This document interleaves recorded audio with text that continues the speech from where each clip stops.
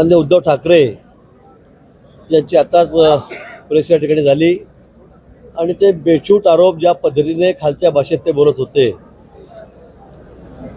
खरं म्हणजे मला त्यांना सल्ला कोण देतं सगळं बोलण्याचा हाच प्रश्न मला पडलेला आहे. मद्रास हायकोर्टाचे जज माननीय स्वामीनाथन यांनी परवा एका मंदिराच्या विषयावर निर्णय दिला आणि त्या निर्णय दिल्यामुळे DMK असेल, गांधी परिवार असेल, त्या ठिकाणी अखिलेश यादव असतील, म्हणजे या लोकांच्या भावना दुखावल्यात आणि त्यांनी एक महाभियोग त्या ठिकाणी पार्लमेंटमध्ये दाखल केला.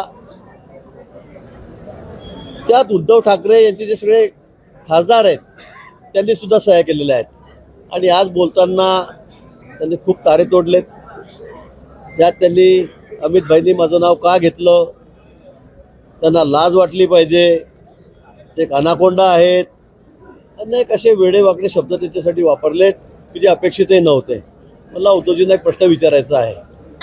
मद्रास हायकोर्टाने, मदुराई हायकोर्टाने त्याच्या बेंचने हा एक निर्णय दिला, तो मंदिराच्या बाजूने दिला. आता मंदिराच्या बाजूने निर्णय दिला तर मी DMK दुखावलं, गांधी परिवार दुखावला हे समजू शकतो, अखिलेश यादवही समजू शकतो, पण